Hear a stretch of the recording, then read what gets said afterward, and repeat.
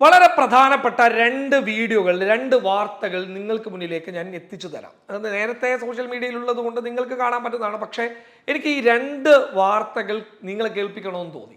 വേറൊന്നും കൊണ്ടല്ല, എന്താണ് നിലവിൽ അബ്ദുൾ റഹീമിന്റെ കേസിൽ സംഭവിച്ചുകൊണ്ടിരിക്കുന്നത്.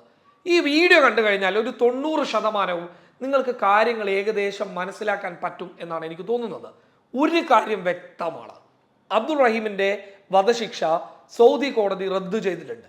അത് മാത്രം പോരാ, മറിച്ച് സൗദി ജയിലിൽ നിന്ന് അബ്ദുൾ റഹീമിന് ഇറങ്ങണമെന്നുണ്ട് എങ്കിൽ മറ്റുള്ള പരിപാടികൾ, മറ്റുള്ള പ്രോസസ്സും കൂടി കഴിയേണ്ടതുണ്ട്. ഇതിനിടയിലാണ് നാട്ടിൽ നിന്ന് കുടുംബക്കാരോടൊപ്പം അബ്ദുൾ റഹീമിന്റെ ഉമ്മ അബ്ദുൾ റഹീമിനെ കാണാൻ വേണ്ടിയിട്ട് സൗദിയിലേക്ക് പോകുന്നത്. പക്ഷേ സൗദി ജയിലിലെത്തിയ ഉമ്മയോടും കുടുംബക്കാരോടും തനിക്ക് ഉമ്മയെ കാണേണ്ടതില്ല എന്നുള്ള ഒരു തീരുമാനം അറിയിച്ചത് മുതലാണ് ഈ നിലവിലുള്ള വിവാദത്തിന്റെ തുടക്കം. കാരണം അത് ഏറെ സങ്കടപ്പെടുത്തുന്ന കാര്യമാണ് എന്നാണ് 24 ന്യൂസ് ചാനൽ വളരെ ക്ലിയർ ആയിട്ട് അവതാരകൻ പറയുന്നുള്ളത്. കാരണം ആർക്കായി കഴിഞ്ഞാലും, ഇപ്പോൾ ശ്രീകണ്ഠൻ ആയിക്കഴിഞ്ഞാലും ആർക്കായി കഴിഞ്ഞാലും അത് കേൾക്കുമ്പോൾ ഒരു സങ്കടം ഉണ്ടാകും.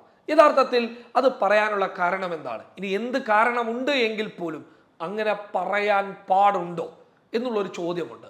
യഥാർത്ഥത്തിൽ രണ്ട് വീഡിയോ കാണാം, രണ്ട് വാർത്ത കാണാം, എന്നിട്ട് നമുക്ക് എനിക്ക് തോന്നിയ ഒരു കാര്യം കൂടി ഞാൻ നിങ്ങളോട് പറഞ്ഞു തരാം. ആദ്യം നമുക്ക് 24 കാണാം. ഉമ്മയെ കാണേണ്ടെന്ന സൗദി അറേബ്യയിലെ റിയാദ് ജയിലിൽ കഴിയുന്ന കോഴിക്കോട് സ്വദേശി അബ്ദുൾ റഹീം മകൻ 19 കൊല്ലത്തിന് ശേഷം തന്നെ കാണാൻ ഇത്രയധികം ബുദ്ധിമുട്ടുകൾ സഹിച്ചെത്തിയ ഉമ്മയോട് പറയുന്നു, എനിക്ക് കാണേണ്ട എന്ന്. ഈ ഉമ്മയുടെ കണ്ണുനീരാണ് നമ്മുടെ ലോകമെമ്പാടുമുള്ള മലയാളികൾ ഇത്ര വേഗത്തിൽ 34 കോടിയോളം രൂപ സംഭരിച്ചതും സൗദിയിലേക്ക് അയച്ചതും.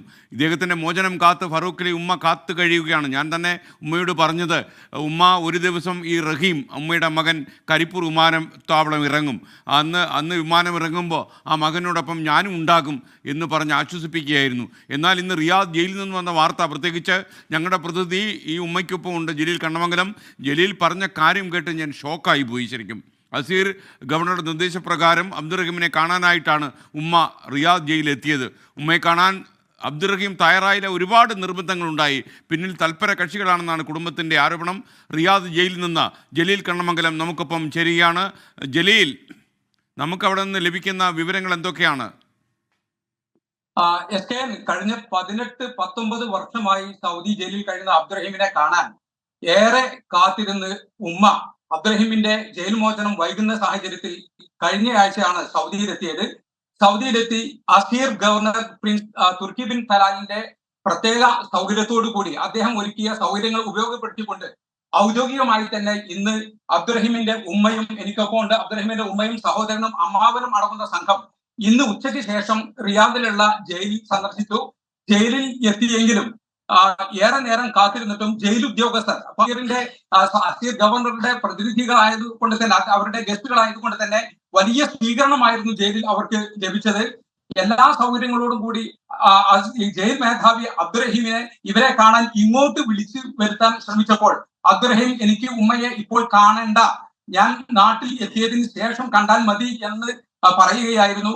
അതിനുശേഷം ഉമ്മയ്ക്ക് ഈ ജയിൽ മേധാവി ടെലിഫോൺ വഴി, മൊബൈൽ വീഡിയോ കോൾ വഴി സംസാരിക്കുകയും ഉമ്മയ്ക്ക് കൊടുക്കുകയും ചെയ്തു. ഉമ്മ കരഞ്ഞുകൊണ്ട്, അബ്ദുൾ റഹീം മകനെ, എനിക്ക് നിന്നെ കാണണം, 18-19 ഏറെ കാലമായി ഞാൻ കാത്തിരിക്കുന്നു എന്നൊക്കെ ഉമ്മ പറഞ്ഞു നോക്കി. പക്ഷേ അബ്ദുൾ റഹീം സമ്മതിച്ചില്ല. അതിനുശേഷം ഈ പോലീസ് ഉദ്യോഗസ്ഥർ, ജയിൽ മേധാവി തന്നെ, ആ ഉമ്മയുടെ മുഖം നിങ്ങൾ ആ വീഡിയോയിൽ ക്ലിയർ ആയിട്ട് ശ്രദ്ധിച്ചു കഴിഞ്ഞാൽ വളരെയധികം എന്നെ വല്ലാത്ത രീതിയിൽ അലോസരപ്പെടുത്തുന്നുണ്ട്. കാരണം ആ ഉമ്മ എത്ര ആഗ്രഹിച്ചിട്ടുണ്ടാവും അല്ലേ. ഇനി എന്തെങ്കിലുമൊക്കെ കാരണം ഉണ്ടോ ഇല്ലേ എന്നുള്ളതൊക്കെ നമുക്ക് മറ്റൊരു മീഡിയ ഓണിൻ്റെ വീഡിയോ കൂടി കണ്ടതിന് ശേഷം പറയാം. പക്ഷേ ഈ ഒരു വീഡിയോ കാണുമ്പോൾ അത് വല്ലാത്ത രീതിയിൽ നമ്മൾ അലോസരപ്പെടുത്തുക. ആ ഉമ്മ വളരെ ടെൻഷൻ അടിക്കുന്നുണ്ട്. എനിക്ക് ഒറ്റ കാര്യമേ പറയാനുള്ളൂ, അതെന്തായാലും ഈ മറ്റേ വീഡിയോ കൂടി കണ്ടതിന് ശേഷം ഞാൻ ക്ലിയർ ആക്കാം, അല്ലെങ്കിൽ നിങ്ങൾക്ക് അത് മനസ്സിലാക്കാം. അദ്ദേഹത്തിന്റെ സ്വന്തം റിസ്കിൽ ഉമ്മയെയും സഹോദരനെയും കൊണ്ട് അബ്ദുൾ റഹീമിനെ കാണാൻ അദ്ദേഹത്തിന്റെ സെല്ലിന്റെ അടുത്തേക്ക് പോവുകയും ആ സമയത്ത് പോലും അബ്ദുൾ റഹീം ഇപ്പോൾ കാണേണ്ട എന്നാണ് പറഞ്ഞത്. ഇതിൽ ഈ കുടുംബം പറയുന്നത് ആരോ അബ്ദുൾ റഹീമിനെ എന്തൊക്കെയോ പറഞ്ഞ് തെറ്റിദ്ധരിപ്പിച്ചിരിക്കുന്നു. അത് ജലീല് കൂടെ ഉമ്മയുണ്ടല്ലോ, ഇപ്പൊ ഉമ്മയോടൊപ്പം ഉള്ളത് ആരാണ്?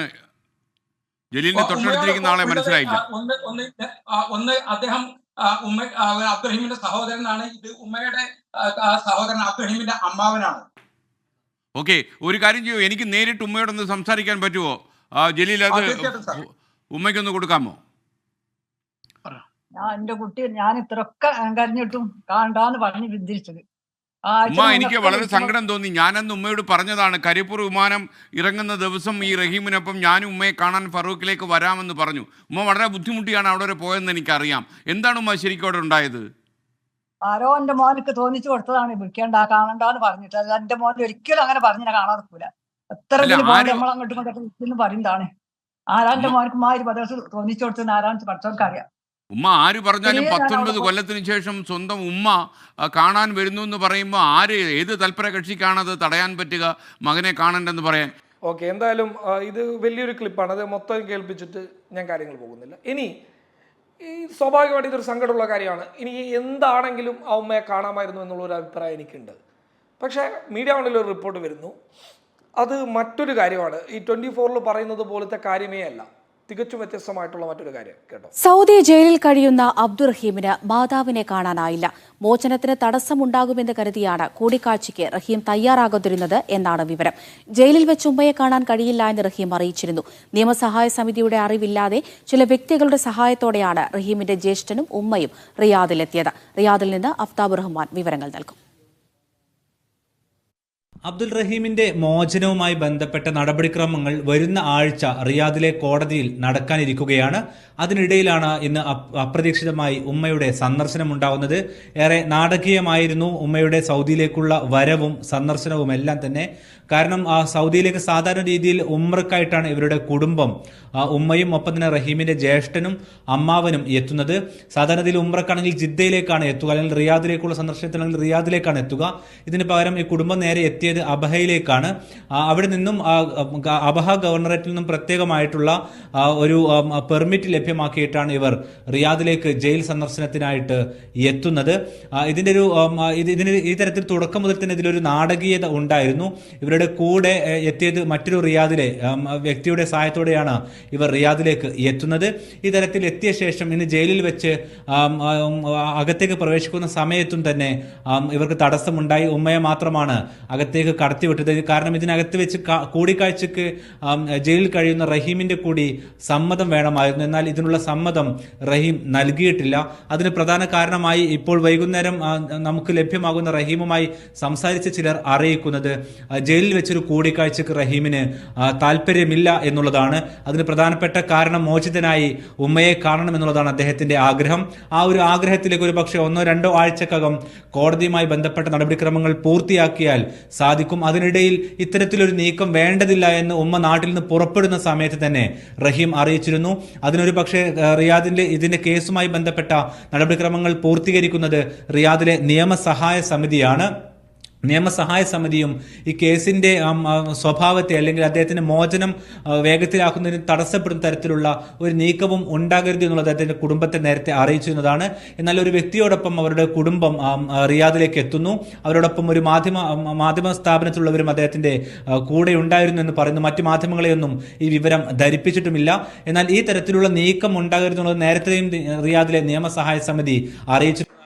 എനിക്ക് ഒറ്റ കാര്യമേ പറയാനുള്ളൂ, ദയവ് ചെയ്ത് ആ 34 കോടി രൂപ തന്നത് മലയാളി സമൂഹമാണ്, മലയാളികളാണ്. നിങ്ങൾ കുടുംബം ഒരു തട്ടിൽ, കേസ് നടക്കുന്ന ടീം മറ്റൊരു തട്ടിൽ നിന്നുകൊണ്ട് അതിനിങ്ങനെ ഫുട്ബോൾ കളിക്കുന്ന പോലെ കളിക്കരുത്. കാരണം ഈ പ്രശ്നം പരിഹരിക്കണം. കുടുംബം വേറൊരു തട്ടിലും ഈ കേസ് നടത്തുന്ന ടീം മറ്റൊരു തട്ടിലുമാണ് എന്നാണ് എനിക്ക് തോന്നിയിട്ടുള്ളത്. നിങ്ങൾക്ക് എന്താണ് തോന്നിയിട്ടുള്ളത്? മീഡിയ വണ്ണിന്റെ വാർത്ത കേൾക്കുമ്പോഴും 24-ന്റെ വാർത്ത കേൾക്കുമ്പോഴും എനിക്ക് തോന്നിയിട്ടുള്ള കാര്യം എങ്ങനെയാണ്? രണ്ടുപേര് 2 വഴിക്ക് പോവാണ്.